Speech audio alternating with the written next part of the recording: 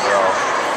I mean, definitely starting off on floor and then going to vault and then the bars and then seeing our performances. I mean, we hit 6 for 6 on all 3 of those events. Had beam last. Obviously, we put up a strong lineup.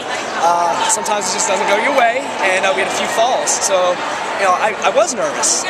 I didn't know where we were going to stand at the end of the day, and you know, we still held on to being on podium, and we were 3rd place as a team, and you know, that's great. That's where I want to be. You got to be on the podium. How do you think you fare at all 7 teams coming into today before the event started?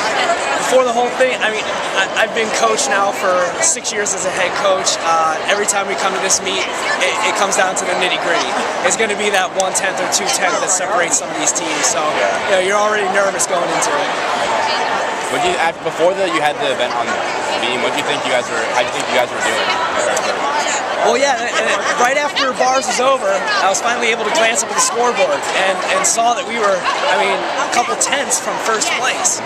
So, you know, yeah, you know, the heart's racing a little bit, and you know, you're kind of like saying your prayers, like, okay, last event, you know, we can do this, and you know, but some of the girls got up there and stayed on, and some had a little mishap, but you know, whatever, we pulled together as a team, and you know, it still wound up pretty good. Do you think being so close kind of gave them like a little bit of nerves or something? Because your last 2 girls were the ones that fell, so do you think that that gave them the nerves, like got them the nerves or something, or what do you think happened? When it comes to beam, I try not to get in their heads too much. Honestly, I don't know what was going through their heads. You know, but I think at this stage of the game in the season, they should be able to handle pressure. So I don't know what happened. How do you think Peyton did today? What was your reaction to how she did? Man, great.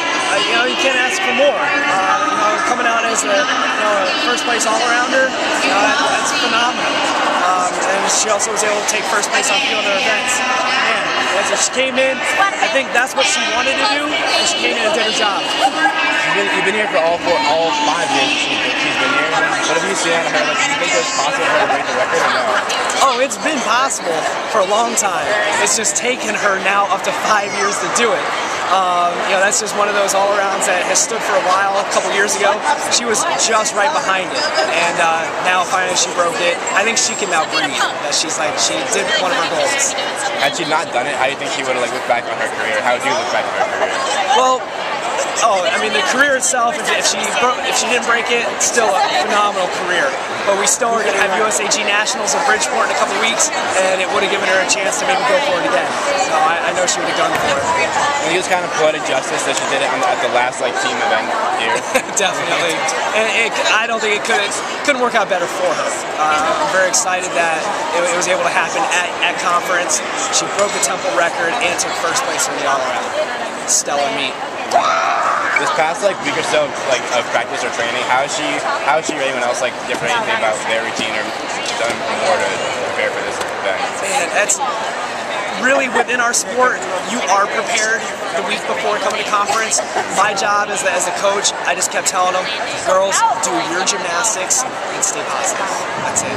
Come into that meet, do your gymnastics, and come in with a positive outlook on it, and good things will happen.